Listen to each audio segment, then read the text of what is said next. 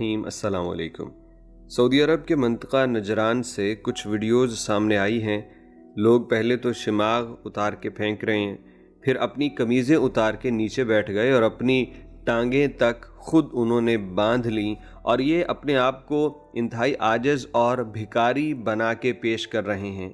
یہ جو منظر ہے نا، یہ قانون کی طاقت اور خوبصورتی کا انتہائی اعلیٰ نمونہ ہے۔ اس کی پوری ڈیٹیل آپ کو بتائیں گے کہ یہ لوگ ایسا کیوں کر رہے ہیں، اور جس گھر کے سامنے کر رہے ہیں اس گھر کی ذرا حالت دیکھیے، لگتا ہے کہ وہ بڑا کوئی غریب شخص ہے، لیکن پھر بھی یہاں پہ عدل و انصاف کا معیار ایسا بلند ہے کہ آپ کا دل خوش ہو جائے گا اس پوری سٹوری کو جان کے۔ سب سے پہلے کچھ ویڈیوز دیکھ لیجئے۔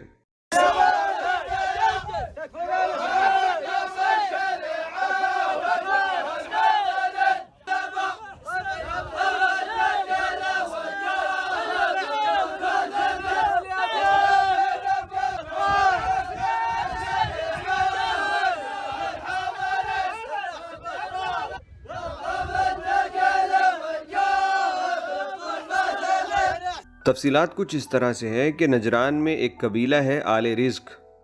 اور اس قبیلے کے ہی ایک بندے نے دوسرے بندے کو قتل کر دیا تھا کچھ سال پہلے، جو کہ اس کا کزن تھا۔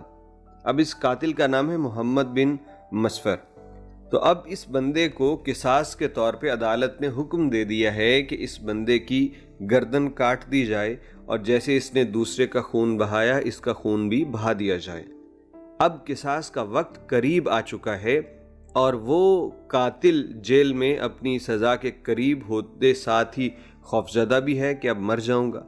تو اس قاتل کو بچانے کے لیے، اس کے لیے معافی طلب کرنے کی خاطر یہ پورے کا پورا قبیلہ اور ان کے بڑے بڑے سردار وہ مقتول کے ورثاء کے گھر پہنچے ہوئے ہیں۔ اور جب یہ جہاں جاتے ہیں پہلے تو یہ قصیدے پڑھتے ہیں، ان سے جا کے ان کے بڑوں کی تعریفیں کر کے معافی مانگتے ہیں۔ جب یہ بات بھی نہیں بنتی تو پھر وہ کیا کرتے ہیں، اپنے شماغ سروں سے اتار کے نیچے پھینکتے ہیں۔ اب بھی بات نہیں بنی تو اپنے کپڑے اور قمیضیں پھاڑ کے نیچے رکھتے ہیں اور پھر اپنی ٹانگوں کو باندھ کے نیچے بیٹھ جاتے ہیں، ٹھیک ویسے ہی جیسے ایک جانور جس کو ذبح کیا جانا ہو اور اس کو انسان باندھ دیتے ہیں نا، تو وہ عاجز ہے، کمزور ہو چکا ہے، وہ کچھ نہیں کر سکتا۔ تو یہ اپنے آپ کو دکھا رہے ہیں کہ دیکھو ہم اس طرح سے تمہارے سامنے عاجز ہیں، کمزور ہیں، اور یہ چیخ کہہ رہے ہیں وہ ہمارے گھر، وہ ہماری دکانیں، وہ ہماری جائیدادیں، وہ آپ کی ہیں، جو دل کرتا ہے وہ جا کے لے لو، بس ہمیں اس شخص کے لیے معافی دے دو۔ اور جس گھر کے سامنے بیٹھ کے یہ کر رہے ہیں وہ گھر ذرا دیکھیے، وہ بھی نظر آتا ہے اس کے اندر ایک چھوٹا سا سنگل سٹوری عام سا گھر لگ رہا ہے، اس میں کوئی یہ نہیں ہے کہ وہ بہت تگڑا بندہ ہے، لیکن جب قانون تگڑا ہو تو پھر عدل و انصاف کا معیار اور تقاضا یہی کہتا ہے کہ ہر شخص قانون کی نظر میں برابر ہے اور ہر شخص ہی اہمیت کا حامل ہے۔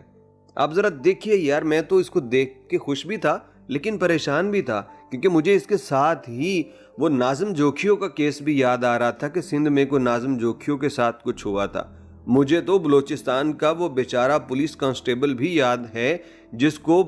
بیچ چوراہے پہ گاڑی سے مار دیا گیا اور پھر ویڈیو ثبوت ہونے کے باوجود عدالت نے بری کر دیا۔ مجھے تو اپنے پنجاب، مجھے تو اپنے KPK میں بے شمار ایسے کیس نظر آتے ہیں کہ سب ثبوت ہونے کے باوجود انہی عدالتوں سے مکے لہراتے ہوئے، وکٹری کا نشان بناتے ہوئے لوگ چلے جاتے ہیں، اور اگر کوئی ورثاء،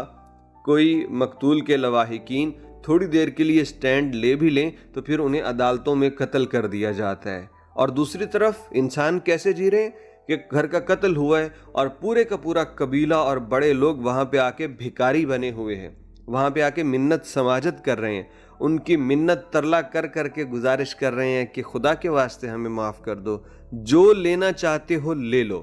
اور اگر یہ معاف نہیں کریں گے تو پھر اس کی گردن کٹے گی،